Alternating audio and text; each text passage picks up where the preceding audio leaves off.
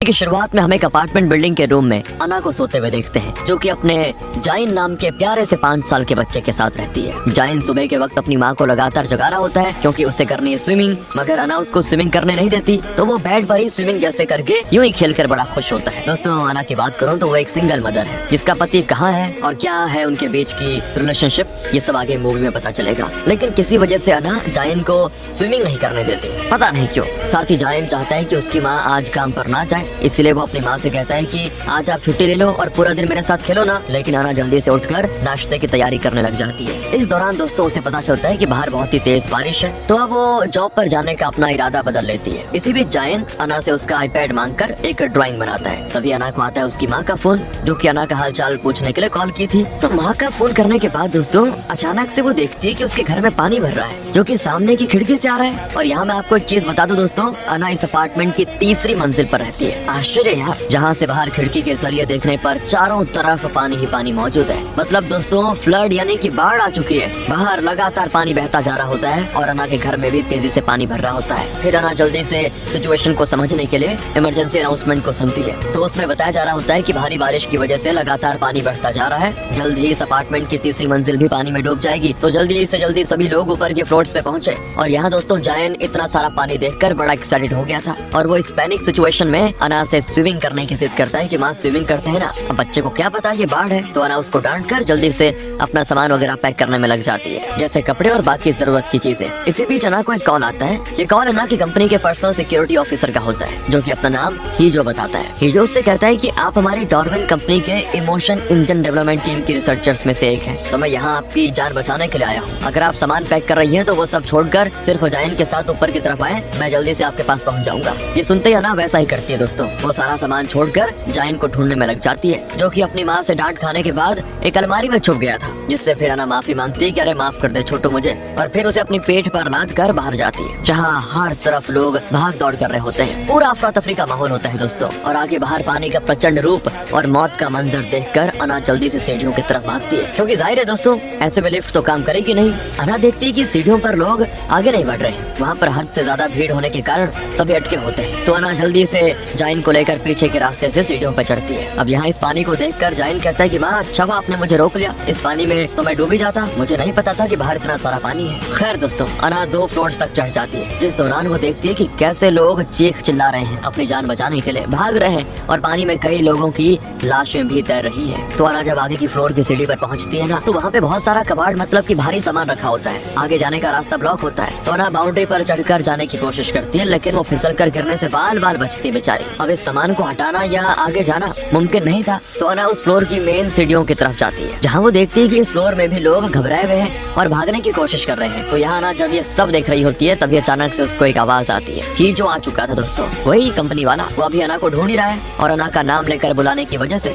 अना भी उसे आवाज देती है। तो फिर हिजो अना को जाइन के साथ दूसरी तरफ आने का इशारा करता है। पर इसी बीच दोस्तों जाइन अना के हाथ से छूटकर एक फ्लैट में जाने लग जाता है, जहाँ पे काफी लोग मौजूद होते हैं। और अना भी देख लेती है कि जाइन उस फ्लैट में चला गया है, तो अब अपने बच्चे को बचाने के लिए वो भी जाती है उसके पीछे पीछे। लेकिन जाइन गायब हो चुका था, पता नहीं कहाँ चले गया। अना उसको ढूंढ ही रही होती है कि तभी अना की नजर खिड़की से बाहर की तरफ जाती है, जहाँ एक बड़ी सी लहर काफी सारा पानी लेकर इनकी तरफ बढ़ रही होती है। इस लहर के टकराने की वजह से ये पूरा फ्लोर डूब जाता है और अभी फिलहाल अना पानी के अंदर होती है, जो कि किसी तरह जाइन को ढूंढकर उसको जल्दी से बचाने की कोशिश करती है। जाइन पानी में डूबने की वजह से बेहोश हो चुका था। अना को भी यहाँ से निकलने का रास्ता नहीं मिलता दोस्तों। तभी वहाँ पे ठीक सही वक्त पे हीजो आ जाता है, जो कि दोनों को वहाँ से बचा के निकालता है। फिर अना हीजो का शुक्र अदा करती है, क्योंकि पानी से बाहर आने के बाद जाइन को होश आ चुका है। ठीक है मतलब वो अब यहाँ जाइन को हीजो अपनी गोद में लेने की कोशिश करता है, लेकिन वो अना के साथ ही रहना चाहता है। तो अना हीजो से कहती है कि मैं उठा लूंगी इसको। फिर वो इन दोनों को बताता है कि आप लोगों को बचाने के लिए एक चॉपर ऊपर छत पे आने वाला है, तो हमें जल्दी से ऊपर पहुंचना होगा कैसे भी करके। फिर अना हीजो के पीछे पीछे चल देती है दोस्तों, जहाँ सीढ़ियों पर वो हीजो से सवाल भी करती है कि ये पानी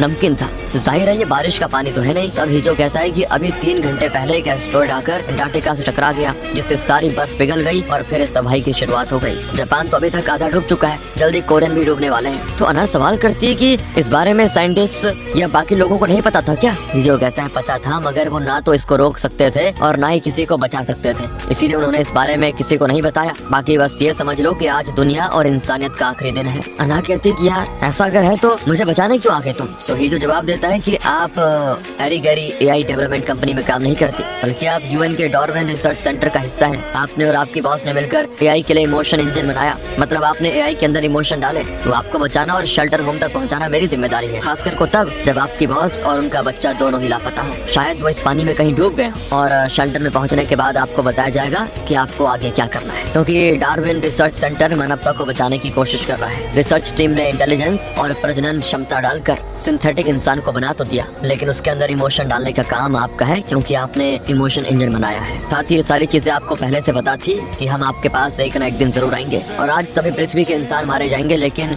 ये एआई से बने सिंथेटिक इंसान ही वापस से इंसानियत को फिर से जिंदा करेंगे। तो अब आप जल्दी से ऊपर चलो। दोस्तों, अना जैसी आगे बढ़ती है ना, वैसे जाइन कहता है कि उसे बहुत ही तेज का प्रेशर आया है, यानी कि उसे टॉयलेट करना है। तो अब अना उसको कुछ देर कंट्रोल करने के लिए बोलती है और ये देखकर हीजो दोनों को ऊपर अपने साथ एक फ्लोर के अपार्टमेंट में लेके जाता है, जिसका दरवाजा खुला होता है। यहाँ हीजो दोनों को इसीलिए लेकर आया ताकि जाइन वॉशरूम यूज कर सके। तो अब जल्दी से अना जाइन को वॉशरूम में बिठाकर हीजो के पास आती है, जो कि किसी से फोन पे बात कर रहा होता है। यहाँ हीजो सवाल करता है कि तुमने इंसान को नई नस्ल बनाने के लिए इस इमोशन इंजन को क्यों बनाया? इमोशन इंजन आखिरकार वही फीलिंग्स हैं जो इंसानों के अंदर होती है, तो क्या कुछ और नहीं बना सकती थी तुम? ये मतलब इमोशन इंसानों से बेहतर भी तो हो सकते थे। लेकिन फिर अना सवाल करती है कि इंसानी इमोशंस में क्या गलत है, बताओ जरा। तो हीजो बड़ा एक एग्जाम्पल देते हुए कहता है कि ऊपर जो हेलीकॉप्टर आने वाला है और उसके बारे में अगर सभी को पता हो तो लोग खुद को और अपने परिवार को जान बचाने के लिए एक दूसरे को धक्का मारकर चढ़ने की कोशिश करेंगे, और यही चीज तुम भी करोगी, क्योंकि हर किसी को अपना परिवार प्यारा होता है, जिसमें कुछ भी गलत नहीं है, मैं मानता हूँ। मगर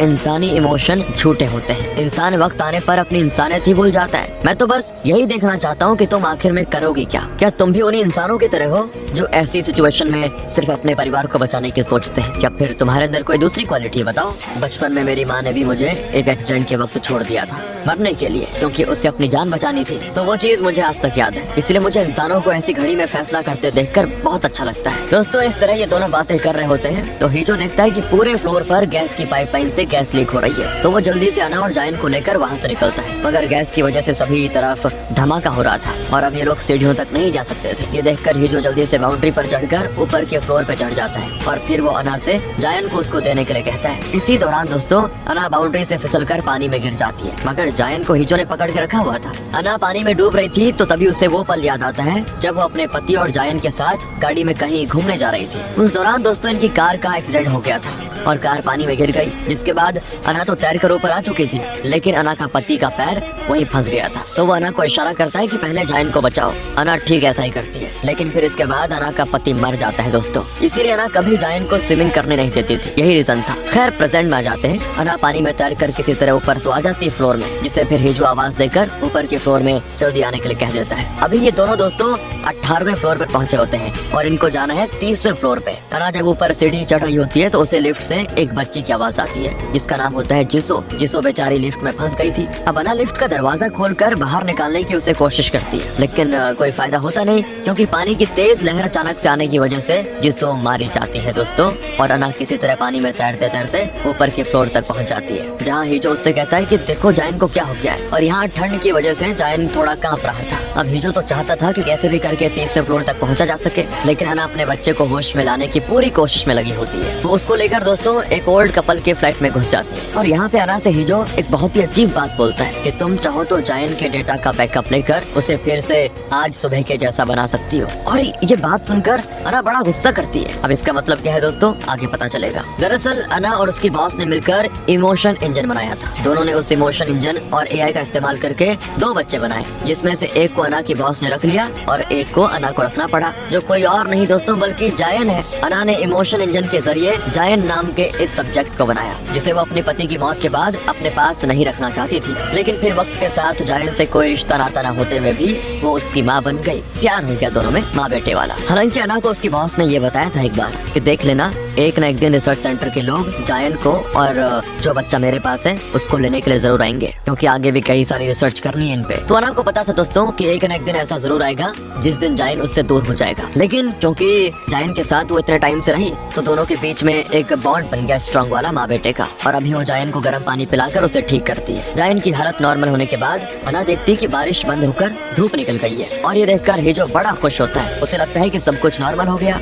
अब हिजो अना से कहता है कि डार्विन रिसर्च सेंटर इंसानों की नई नस्ल को बना रहा है ताकि इंसानियत पृथ्वी से विलुप्त न हो जाए। तो मैं तुम्हें एक चीज बता दूं कि तुम्हें जायन को शेल्टर में ही छोड़कर आगे अकेले जाना होगा। जो चीज जानकर अना खुश नहीं होती दोस्तों, और वो कुछ बोलती भी नहीं है। इसी दौरान दोनों देखते हैं कि बारिश दोबारा से शुरू हो चुकी है और अब पानी और भी तेजी से आ रहा है। ये देखकर हिजो तुरंत जायन और अना को लेकर वहाँ से भागता है। इस फ्लैट में रह रहे बुजुर्ग कपल को अना थैंक यू बोलकर चली जाती है। बाकी इस कपल ने अपनी मौत को एक्सेप्ट कर लिया था दोस्तों। काफी तेजी से बाकी फ्लोर्स पर भी पानी भर रहा होता है। अब ऊपर जाते वक्त एक फ्लोर पर अना एक प्रेग्नेंट औरत को देखती है जिसकी डिलीवरी होने वाली है। उस औरत का पति अना से मदद मांगता है, मगर अना मजबूर है दोस्तों उसकी मदद किए बिना माफी मांगकर ऊपर की तरफ बढ़ जाती है। पर अना 29वें फ्लोर पर जाकर रुक जाती है, जहाँ वो हिजो से सवाल करती है कि जायन को छोड़ना जरूरी है क्या, मतलब कोई और रास्ता नहीं है क्या। वो इसीलिए कह रही है दोस्तों क्योंकि वो जायन को छोड़ना नहीं चाहती। अब तो हिजो उसको समझाता है कि ये तुम पहले से जानती थी कि एक दिन ऐसा जरूर आएगा जिस दिन जायन तुमसे अलग हो जाएगा। जानती थी ना, बॉस ने भी बताया था, और तुम्हारी ही तरह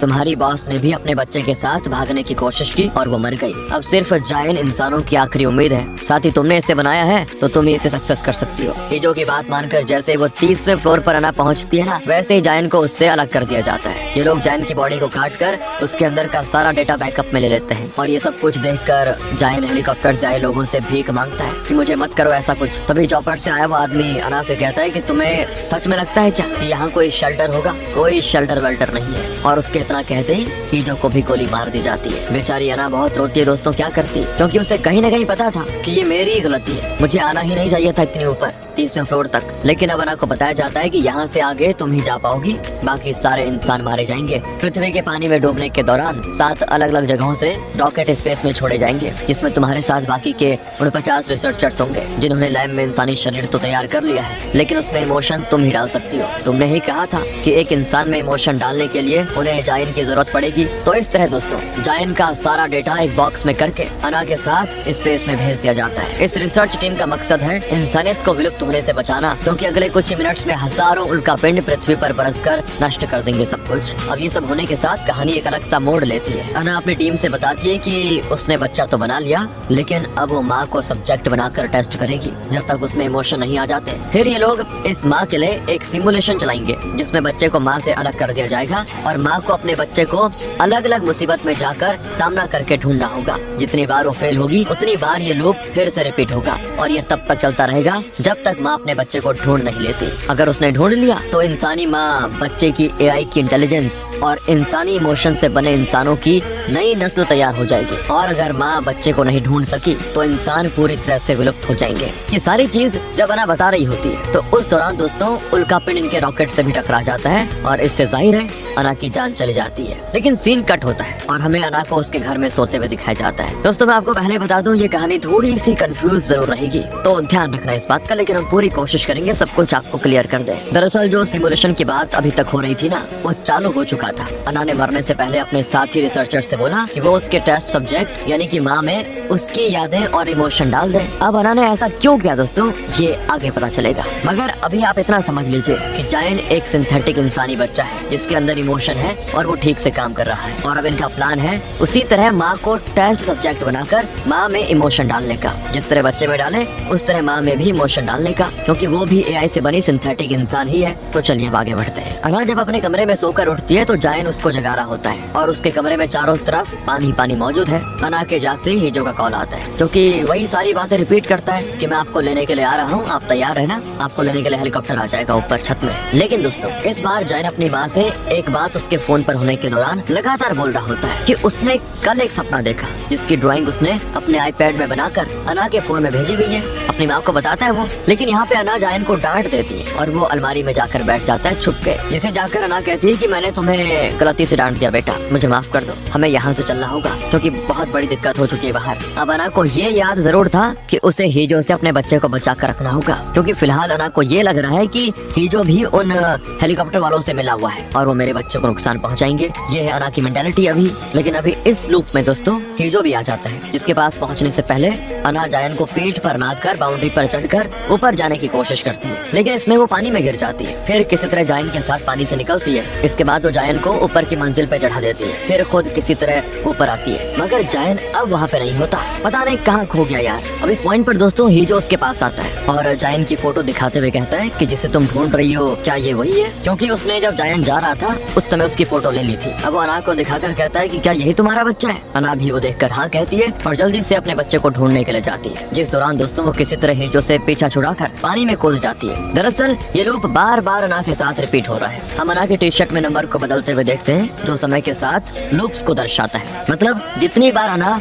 जायन को ढूंढने में नाकाम हुई उतनी बार ये लूप चला। तो अब मैं आपको सीधा बिना रुके पूरा लूप बताऊंगा। बाकी दोस्तों आप अना की टी शर्ट देखकर समझ जाना कि वो लूप नंबर है। तो अब पानी में कूदने के बाद अना जल्दी से दूसरी मंजिल में पहुंच जाती है, जहां उसे वही लिफ्ट से जीसू की आवाज आती है। वही लड़की दोस्तों। इस बार अना जीसू की मदद करना तो चाहती है और वो एक डंडे को तोड़कर लिफ्ट खोलने जाती है, जिस दौरान वो कुछ लड़कों को देखती है जो कि इस बाढ़ के वक्त लोगों को लूट रहे होते हैं। मगर इस समय अना उनको नजरअंदाज कर देती है और वो उस डंडे की मदद से बड़ी मुश्किल से जीसू को लिफ्ट का दरवाजा खोलकर बाहर निकालती है। और यहाँ पे एक चीज नोटिस करना दोस्तों, अना के अंदर दूसरों के लिए भी फीलिंग्स आ रही है, दूसरों को बचाने के लिए। पहले वाले कई लूप्स में वो जीसू को बचाने में फेल हुई, लेकिन फिर इस लूप में वो उसे बचा लेती है। तो जीसू अब अपने दादा दादी के पास जा रही होती है, जिस पर अना उसे बचाने के बाद उससे कहती है तुम ऊपर की तरफ बढ़ो, तुम्हारे दादा दादी वहीं पर होंगे। अना साथ ही जीसू को अपने बेटे के बारे में बताती है कि उसका कद ये है, हुलिया ऐसा है, कहीं भी दिखे तो उससे कहना उसकी माँ उसे ढूंढ रही है। अब जीसू अना की बातें सुनकर कहती है कि जब मैं लिफ्ट में थी तो मैंने कुछ चोर लड़कों की आवाजें सुनी थी जो कि एक बच्चे को परेशान कर रहे थे, उससे उसकी मम्मी के बारे में या उसका पता पूछ रहे थे। अना समझ जाती है दोस्तों कि जीसू उन चोरों की बात कर रही थी जो उस समय आए थे। तो अब वो उन चोरों के पास अपने बेटे के बारे में पता लगाने के लिए पहुंच जाती है। और यहाँ अना को उन चोरों से कई बार मुठभेड़ भी होती है, पर कई बार लूप दोहराने के बाद वो आखिर में उनको टक्कर दे देती है दोस्तों। मगर लास्ट में उसको हीजो देख लेता है, जिसे जीसू लेकर आई थी अना तक। हीजो दोनों चोरों को बुरी तरह से मारता है और फिर दोनों चोर हीजो से बताते हैं कि हम तो बस उस बच्चे के साथ थोड़ी मस्ती कर रहे थे, हमने सोचा अकेला है तो बस खेल लेते हैं उसके साथ, हमने उसे नुकसान नहीं पहुंचाया। इसके बाद दोस्तों जीसू अना और हीजो के साथ अपने दादा दादी के फ्लैट में जाती है, जो कि वही ओल्ड कपल है जिन्हें मूवी में हमने पहले देखा था। तो जीसू यहाँ अपने दादा दादी के पास रुकना चाहती है, जबकि अना उसको मना करती है कि चलो हमारे साथ। लेकिन जीसू कहती है कि आपकी ऐसी स्थिति में अपने बेटे को छोड़ देती नहीं ना, उसी तरह मैं भी इन्हें नहीं छोड़ना चाहती। और फिर जीसू को बाय बोलकर अना वहाँ से ऊपर की तरफ चलती है। इस दौरान दोस्तों हीजो से कहता है कि तुम चौपर तक चलो, बाकी तुम्हारे बेटे को रिसर्च टीम के लोग ढूंढ लेंगे। लेकिन अना उससे कहती है कि जायन जब भी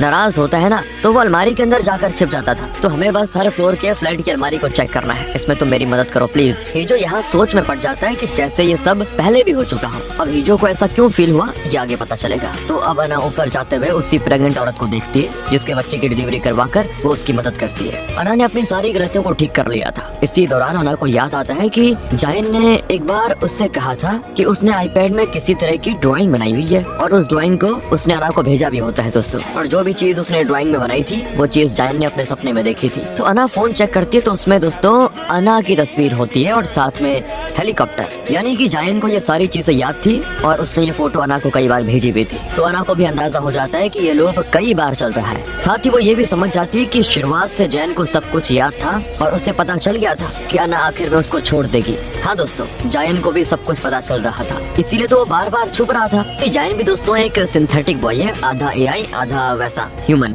तो उसके दिमाग में कहीं न कहीं ये कोड्स बैठ गए थे कि अब ऐसा होने वाला है, वैसा होने वाला है, क्योंकि उसे पता था कि अगर हम दोनों साथ में रहे तो आखिर में हमें अलग कर दिया जाएगा। इसलिए वो छुपने की कोशिश कर रहा था ताकि उसकी माँ दोस्तों 30वीं मंजिल तक पहुँचे ना और उसको ढूंढने में टाइम बर्बाद हो जाए। अब दोस्तों यहाँ पे जायन ऐसा क्यों कर रहा है इसका डीप एक्सप्लेनेशन आगे दूंगा आपको। अब अना को ऊपर की मंजिल से हीजो की आवाज आती है, जो कि अना से कहता है कि मुझे जायन मिल गया। अना तुरंत वहाँ जाकर देखती दोस्तों, मगर ये तो अना को पकड़ने की चाल थी सिक्योरिटी टीम के लोगों और हीजो की। यहाँ जायन तो था ही नहीं। फिर अना को एक इंजेक्शन लगाकर उसे एक तरह से बेहोश कर दिया जाता है, जो कि बेहोशी की हालत में बड़बड़ाते हुए हीजो से कहती है कि देखना ये लोग आखिर में तुम्हें भी मार डालेंगे, याद करने की कोशिश करो, हम पहले भी मिल चुके हैं। ये सुनते ही हीजो तुरंत सिक्योरिटी के लोगों से लड़कर अना को बचाता है दोस्तों। और फिर अना से पूछने पर उसे पता चल जाता है कि वो बस इस सिमुलेशन का हिस्सा है, जिसका अब बस एक ही मकसद है, अना को किसी भी तरह जायन तक पहुँचाना। और वो अना को बचाने के बाद उसका साथ देते हुए उस सिक्योरिटी वालों से लड़ते हुए 30वें फ्लोर तक पहुँच जाता है। इस दौरान भी दोस्तों अना और हीजो बार बार मरते हैं, कई बार मरते हैं और लूप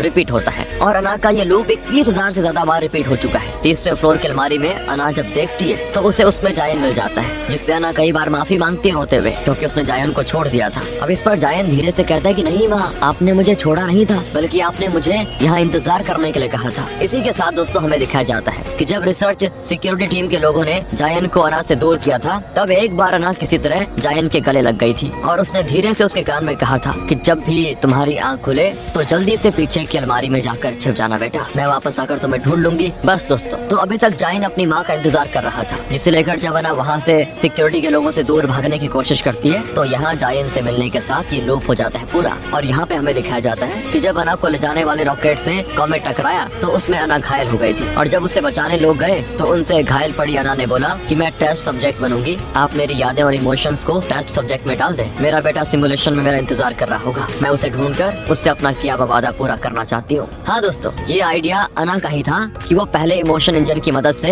एक बच्चे को बनाएंगे, क्योंकि किसी बड़े को बनाने पर उसे तजुर्बे के जरिए सिखाकर इमोशन देने पड़ेंगे, मगर एक 5 साल के बच्चे को उसके जज्बात और फीलिंग्स के साथ बनाना आसान होगा। इसीलिए इन्होंने 2 बच्चों को बनाया। बाकी फिर उसके बाद क्या हुआ दोस्तों, वो तो आप जानते ही हैं। अना ने इस सिमुलेशन का टेस्ट सब्जेक्ट खुद को बनाया और आखिर में ये सिमुलेशन पूरा हुआ। इससे मानव जाति विलुप्त होने से बच गई लूप के खत्म होते ही। अब हम अना को रॉकेट में जायन के साथ देखते हैं, जो कि पृथ्वी की तरफ बढ़ रहे थे, जहाँ दोस्तों अब वापस से सब कुछ पहले जैसा हो रहा होता है और ये दोनों इंसान की नई तरह की नस्ल की शुरुआत करेंगे, जिन्हें देखकर बचे हुए रिसर्चर्स और भी ऐसे सब्जेक्ट्स बनाकर मानवता को विलुप्त होने से बचा लेंगे। अब ध्यान से सुनना दोस्तों, मैंने ऐसा क्यों कहा कि इन्होंने मानव जाति को विलुप्त होने से बचा लिया, क्योंकि इस एक्सपेरिमेंट, इस सिमुलेशन का जो मेन मकसद था वो था किसी सब्जेक्ट में प्योर इमोशन डालना। और वो सब्जेक्ट बनने के लिए कौन तैयार हुई? अना, क्योंकि असली में तो मर गई थी, लेकिन उसने खुद का सिंथेटिक और एआई मिलकर बनाया। लेकिन उसमें वो पूरा देखना चाह रहे थे कि इमोशन सही तरीके से आ रहे हैं कि नहीं आ रहे। इसीलिए दोस्तों जो भी हमने पूरी मूवी में देखा वो रियल नहीं था, वो सिमुलेशन का पार्ट था, एक ट्रेनिंग का पार्ट था, जहाँ पर इसका मेन मकसद था अना को बार बार ऐसी सिचुएशन में डालना जहाँ पर वो डिसीजन ले, सोचे, इमोशन फील करे। और जो इसमें बच्चा था जायन, वो भी एक तरह का एजेंट था, क्योंकि वो भी आधा सिंथेटिक था आधा एआई था। और जो हीजो था दोस्तों, उसकी कोई क्लैरिटी तो नहीं है, लेकिन उसको भी हम एक सब्जेक्ट मान लेते हैं। अब देखो, ये एक तरीके का कोई गेम था, जहाँ पर पूरे गेम का मकसद ये था कि अना बार बार सिचुएशन फील करे, डिसीजंस को लेके अब यहाँ पे ये करना है, यहाँ पे ये करना है। और जो अपना जायन था वो जानबूझ के छुप रहा था दोस्तों, क्योंकि जब वो अपनी माँ से बिछड़ेगा तभी तो अना बार बार सोच पाएगी, इसलिए वो जानबूझ के छुप जाता था। और फिर जो अपना हीजो है, ये जानबूझ के अना के पास जाता था कि तुम्हारे बच्चे को ढूंढना है, ताकि वो मतलब कैसे रिएक्ट करे, कैसे सोचे। यही इस पूरे सिमुलेशन का मेन मकसद था। और आखिर में वो पूरे अच्छे से सोच समझकर अपने बच्चे को बचा लेती है। तो इस तरह